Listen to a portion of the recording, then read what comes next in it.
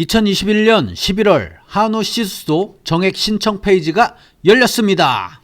그룹별 시수소 경쟁률과 유전 능력을 체크해보고 이에 따른 신청 전략도 한번 세워보도록 하겠습니다.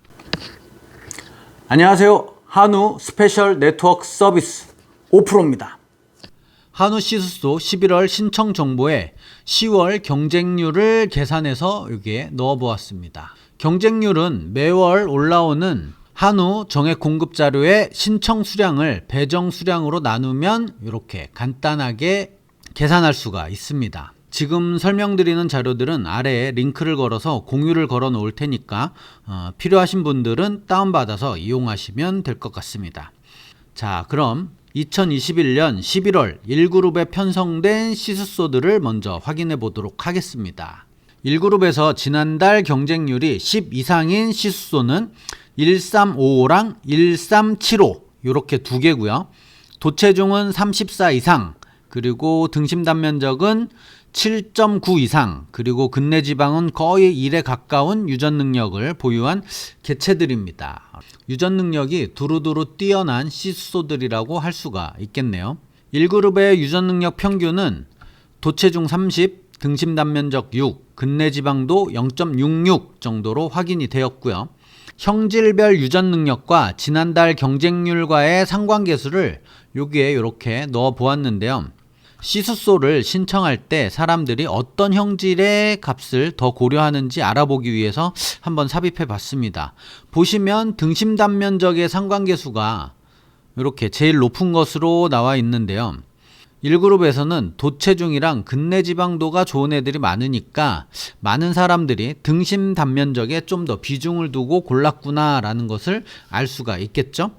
9월과 10월의 경쟁률도 함께 확인해 보도록 하겠습니다. KPN 1292 같은 경우 3그룹에서 경쟁률이 높아서 1그룹으로 편입이 되었는데, 이게 근내 지방 유전 능력이 좋아서 3그룹일 때는 인기가 엄청 좋았는데 1그룹에서는 다른 유전 능력이 그닥 좋은 편이 아니라 경쟁률이 0.5대 1 이렇게 대폭락했습니다. 근데 신기한 건 11월에도 이렇게 1그룹에 계속 남아있게 되었습니다. 빼기 좋은가? 그룹의 변동사항과 경쟁률 그리고 유전 능력을 함께 고려할 수 있도록 정리를 한번 해보았습니다. 1그룹에 계속 머물러 있는 시수소들은 어느 정도 경쟁률을 유지하고 있는 것을 확인할 수 있었고요. 2그룹에서 1그룹으로 올라온 시수소들은 요 1371을 제외하고는 좀 낮은 경쟁률을 나타내고 있습니다. 2그룹에서 1그룹으로 올라온 시수소들의 유전 능력의 특징을 보면 전반적으로 모든 형질이 두루두루 좋다기보다는 도체중이 좋으면 근내 지방이 좀 딸리고, 근내 지방이 좋으면 등심 단면적이 좀 딸리는 뭔가 2% 부족한 그런 느낌의 시수소들, 그런 시수소들이 포진해 있다라고 보시면 될 것 같습니다. 다음은 신규 선발된 애들 중에 1그룹으로 편입된 개체들이 있는데요. 1420, 1402, 1400 얘네들은 근내 지방도 빨로 경쟁률이 높아진 것 같은데요. 근내 지방도 유전 능력이 진짜 엄청나게 좋긴 합니다. 그리고 1408이랑 1423은 뭔가 2% 부족한 느낌이긴 합니다. 특히 1423은 등심 단면적이 너무 안 좋은 것 같습니다. 이 부분은 나중에 좀 더 세부적인 설명 자료를 만들어서 설명해 드리도록 하겠습니다. 그리고 마지막에 있는 1347 이 녀석은 1그룹에 들어왔다 나갔다 하는 놈 같은데 2그룹에 있는 개체들과 별반 차이가 없어 보이는 유전 능력을 가지고 있네요. 자, 다음은 후보 시수소들에 대해서 알아보도록 하겠습니다. 후보 시수소의 평균 유전 능력은 도체중이 32, 등심 단면적이 6, 근내 지방이 6, 이 정도로 나왔고요. 1그룹이랑 거의 비슷한 수준이라고 보시면 될 것 같습니다.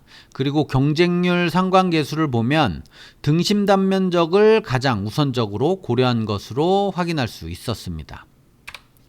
제일 경쟁률이 높은 개체들을 보면 모든 형질의 유전 능력이 좋기는 한데 그 중에서도 등심 단면적이 제일 높은 개체들한테 이렇게 경쟁률이 집중되어 있는 게 확인되었습니다. 다음은 2그룹 시수소들을 확인해 보도록 하겠습니다. 의외로 지난달에 2그룹의 경쟁률이 상당히 높았던 걸로 확인이 됩니다.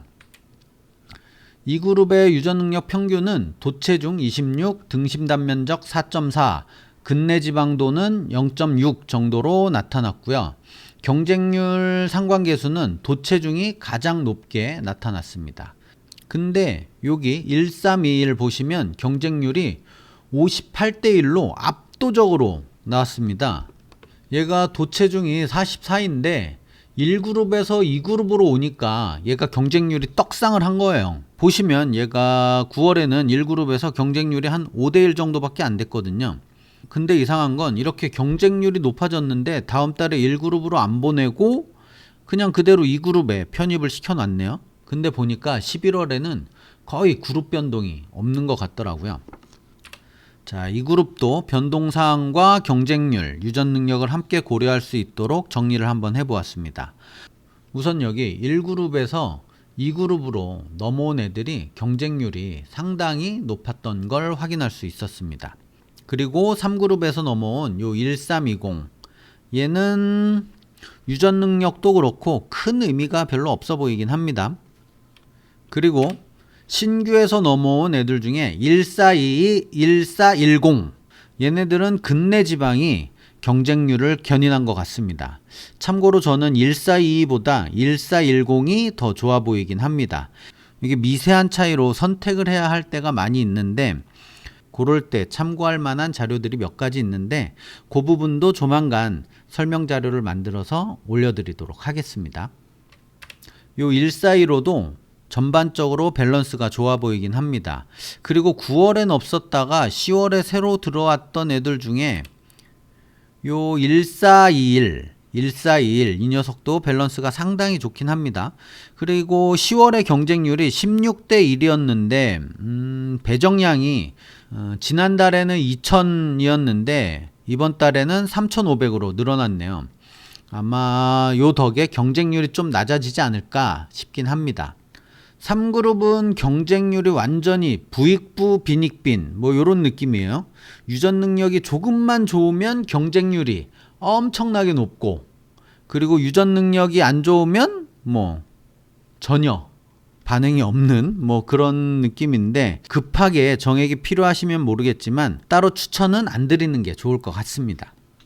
자, 그럼 정리를 해보면 도체중을 우선적으로 개량을 하고자 하는 농가들 주로 개량 초기 단계의 농가들일 텐데 요 시수소들을 중심으로 확보해서 개량을 진행하는 게 좋을 것 같습니다.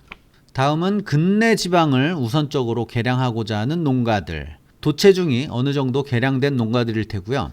전략적으로 고급육 생산에 초점을 맞춘 농가들이 되겠죠. 그런 농가들은 요 시수소들을 중심으로 좀 확보하는 전략이 좋아 보일 텐데 근데 2, 3그룹에서는 근내 지방이 조금만 높아도 경쟁률이 너무 높아져 가지고 그게 좀 문제긴 해요. 근데 얘네들은 지금 좀 배정량이 조금 늘어나고 있어 가지고 어느 정도 시도는 해볼 만할 것 같습니다. 마지막으로 육량과 육질을 동일한 비중으로 개량을 하고자 하는 농가들 개량의 밸런스를 두루 고려하고자 하는 농가들이 접근해 볼 만한 시수소들이라고 하겠습니다. 우선 11월에 시수소 신청을 위해서 자료들을 한번 빨리 정리를 해 보았습니다. 이걸 빨리 올려드려야 보시고 참고하실 분들은 참고하실 테니까 또 우선 요 정도로 업로드 시켜 놓고 좀 더 세부적으로 참고할 만한 내용들은 별도의 영상을 만들어서 올려드리도록 하겠습니다. 자, 그럼 이번 달에는 좋은 시수소 꼭 당첨되시길 바라겠습니다. 아마 구독과 좋아요 눌러주시면 당첨될 확률이 더 높아지지 않을까요? 감사합니다. 안녕!